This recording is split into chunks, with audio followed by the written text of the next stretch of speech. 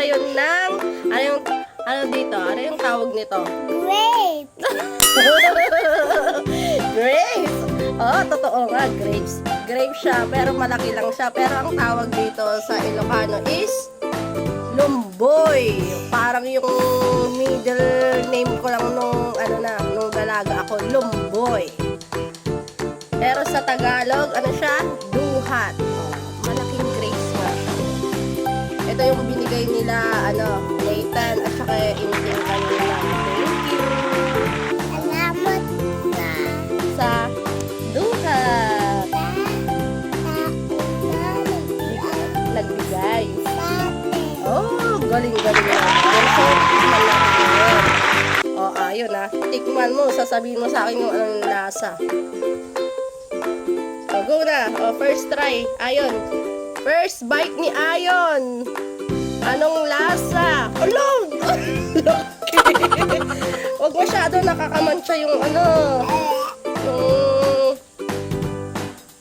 yung juice niya.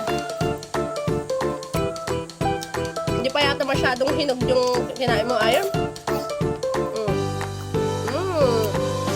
Meron siyang ano yun, nilagyan ko ng asin.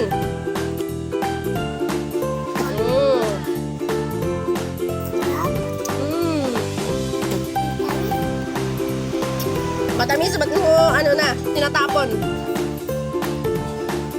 Lobat, halika dito. Kasama kita sa vlog. Kasama kita sa vlog. Ito ka, tikman mo. Yung Taste test. Duhat. Kung ano masasabi mo sa duhat, lumboy. First bite. Ano?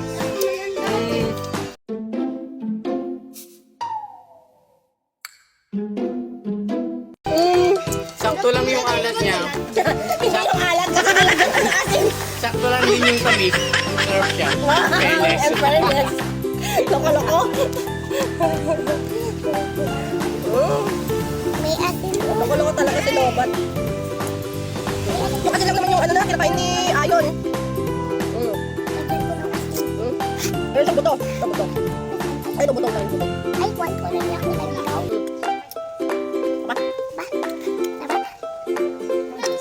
Try mo. Harap. Balik mo ako.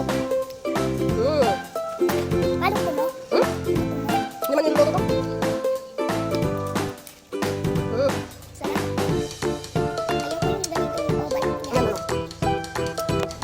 Gusto ko yung may asin sa kwan. Ano ko? yung mga iba, hindi pa hindi pa. Ay, ka? Kaya medyo maasin yung iba. Matalis ito. Ano ko ito? Ano ba yung English nito? Hindi ko na-search. Parang Java something. Tawag. Anong tawag nito, Ayan? Sabi mo kanina? Grapes! Salamat naman sa nagbigay dito. Sa ibabay na, sa ibabay. Prayer vlog. Babay makabiyag. Makabiyag, mga kabiyag. Bye! O, tingnan, natingaan ako. Bye!